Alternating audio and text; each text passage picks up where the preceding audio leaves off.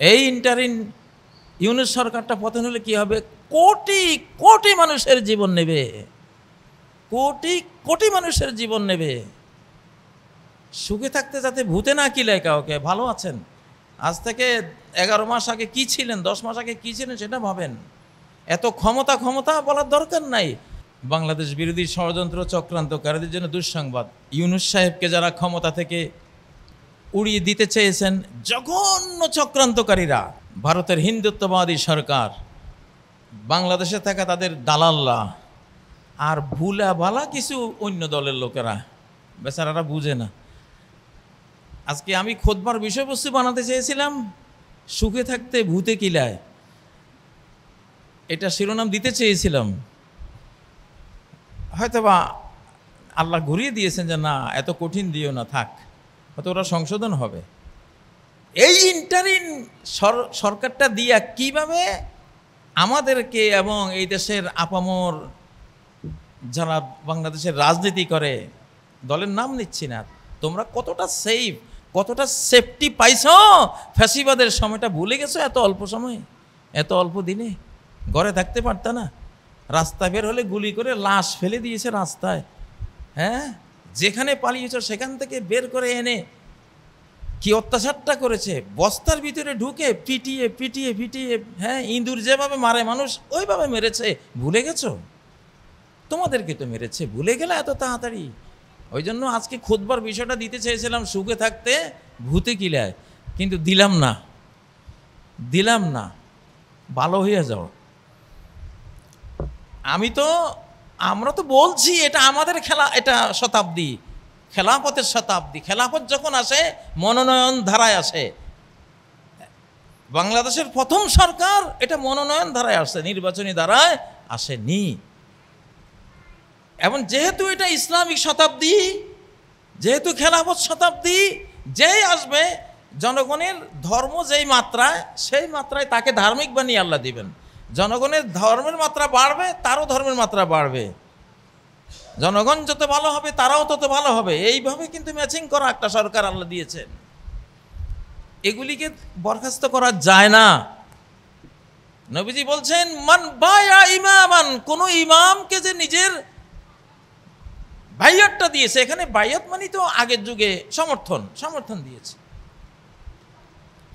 একটা শহরে 1 কোটি লোক আছে, শহরের 1 কোটি লোকের পক্ষ থেকে একজন নেতা ইমামের হাতে হাত দিয়ে দিয়েছে যে হ্যাঁ, আমি সবার পক্ষ থেকে আপনাকে মেনে নিলাম। বাইয়াত হয়ে গেছে সবার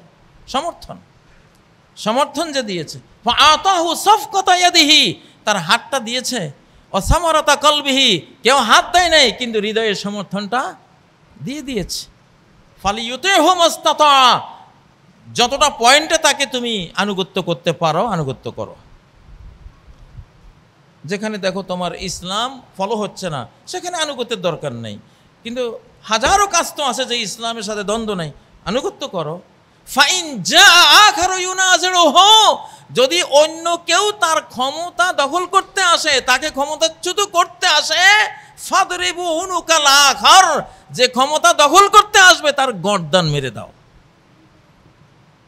এই গর্দান মারার কাজ করেছেন এই 2-3 দিন অনেকেই। গর্দান মেরে দেওয়ার হুকুম আল্লাহর কাছ থেকে অলরেডি ওখানে পাশ হয়ে গেছে। এখন কিভাবে যে আল্লাহ কি করবেন, তাড়াতাড়ি ক্ষমা চান। এই হাদিসটা কিন্তু সহি, ইবনে মাজার 3210 নম্বর হাদিস, সহি হাদিস, সহি মুসলিমের 1844 নম্বর হাদিস, সহি হাদিস। জানেন এই ইন্টারিম ইউনূস সরকারটা পতন হলে কি হবে? কোটি কোটি মানুষের জীবন নেবে, কোটি কোটি মানুষের জীবন নেবে। সুখে থাকতে যাতে ভূতে না কিলায় কাউকে। ভালো আছেন, আজ থেকে 11 মাস আগে কি ছিলেন, 10 মাস আগে কি ছিলেন সেটা ভাবেন। এত ক্ষমতা বলার দরকার নাই। এই যুগে ক্ষমতা দেবেন আল্লাহ আল কওয়িউল আমিন, যে দক্ষ, যোগ্যতা আছে, যেই কাজের সে দাবি করছে বা তাকে যেখানে বসানো হচ্ছে সেটা চালাবার যোগ্যতা আছে, এবং সে ইমানদার, আমানতদার। আমিন, ইমানতদার, আমানতদার, বিশ্বস্ত। তাহলে বাংলাদেশ নিয়ে যা হয়েছে আজ পর্যন্ত, আমার এই মুহূর্ত পর্যন্ত ক্লিয়ার। রেজাল্টটা দিয়ে দেওয়া হলো কোরআন থেকে। আর আরেকটা আজান দেওয়া হয়েছে আধ্যাত্মিক ওয়ার্ল্ডে, সেই আজানটা হলো নামাজের আজান না, এটা হলো বেঈমান মুশরিকদেরকে দেশ থেকে খালি করার আজান।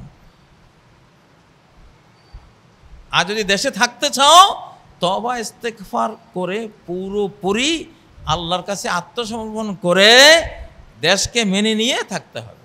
সেই আজান এলান হয়ে গেছে। সেই আজানটা হলো সূরা তাওবা 3 নম্বর আয়াত, ওয়া আযানুম মিনাল্লাহ, আল্লাহর পক্ষ থেকে একটা আজান আসছে। সত্যি এই আজানটা এটা আধ্যাত্মিক ওয়ার্ল্ডে বাংলাদেশের বহু মসজিদ বা সমস্ত মসজিদ থেকে একযোগে সম্প্রচারিত হয়েছে। যাদের দিলের কান আছে ওরা শুনেছে। এগুলি হলো খিজির টাইপের জ্ঞান, এটা মুসা টাইপের জ্ঞান না। মুসা টাইপের জ্ঞান সবাই বুঝে, কিন্তু খিজির টাইপের জ্ঞানও বুঝতে হবে এখন এই যুগে। সেটা কি? আযানুম মিনাল্লাহ, আল্লাহর পক্ষ থেকে ঘোষণা, এলান, অ্যানাউন্সমেন্ট, অ্যানাউন্স হয়ে গেছে একটা কি, ইয়াউমাল হজ ইলান নাস ইয়াউমাল হজ্জিল আকবার, হজ্জে আকবরের দিন। এটা অতীতে একটা ঘোষণা আসছিল ইলান নাস, মানব জাতির কাছে সে আজানটা হয়েছিল, কিন্তু সেটা আধ্যাত্মিক ওয়ার্ল্ডে বাংলাদেশকে নিয়ে বলা হয়েছে যে একটা আজান এসছে। কি সেটা? আন্নাল্লাহ বারিউম মিনাল মুশরিকিনা ওয়া রাসূলু, আল্লাহর রাসূল মুশরিকদের থেকে সমস্ত সম্পর্ক ছিন্ন করে ফেলেছে। মূর্তি পূজারী আর মূর্তি পূজারীদের সাঙ্গপাঙ্গ যারা, এদের থেকে রব্বুল আলামিন আর তার রাসূল সমস্ত সম্পর্ক ছিন্ন করে নিয়েছে, কাট অফ। আর স্রষ্টা যখন কারো থেকে সম্পর্ক ছিন্ন করে তার আর টিকে থাকার কোনো উপায় নেই। ফাইন তুবতুম ফাহুয়া খায়রুল লাকুম, এখন যদি ফিরে আসো, ভেতরে বাইরে সম্পূর্ণ যদি ইসলাম হয়ে যাও তাহলে ভালো হবে। ওয়াইন তাওয়াল্লাইতুম, আর যদি তওবা থেকে মুখ ফিরিয়ে নাও, সঠিক সিরাতে মুস্তাকিমে না আসো, যদি ইসলামিক না হও, বাংলাদেশ প্রেমিক না হও, বাংলা ভাষা প্রেমিক না হও, যদি শর্তগুলি ফুলফিল না করো, আল্লাহর শর্ত ফুলফিল না করো, ফালামু আন্নাকুম গায়রু মুজিজিল্লাহ, জেনে নাও তোমরা আল্লাহকে পরাজিত করতে পারবে না। এখানে যুদ্ধ হচ্ছে আল্লাহর সাথে তোমাদের। 5ই আগস্টের বিপ্লবটা হয়েছে 90% ডাইরেক্ট আল্লাহ করেছেন, 10% ইনডাইরেক্ট কিছু বান্দারে ব্যবহার করেছেন, 90% আল্লাহ করেছেন। অত সহজ নয়, পারবে না। কতবার পরাস্ত হয়েছ এই আজকের এই মুহূর্তে পর্যন্ত? মনে হয় 150 বারের বেশি পরাস্ত হয়েছে। আর কত আকল ফিরিয়ে আসতে তো 2-3 বার পরাজিত হলে বুঝে মানুষ। তাহলে আন্নাকুম গায়রু মুজিজিল্লাহ ওয়া আন্নাল্লাহা মুখজিল কাফিরিন, তোমরা আল্লাহকে পরাস্ত করতে পারবে না। আর আল্লাহ বেঈমানদেরকে অপমানিত, লাঞ্ছিত করবেন। ওয়াবাশশিরিল্লাযীনা কাফারু বিআযাবিন আলীম, যারা বেঈমান সামনে ওদের জন্য যন্ত্রণাদায়ক পানিশমেন্ট অপেক্ষায় আছে, সুসংবাদ দাও।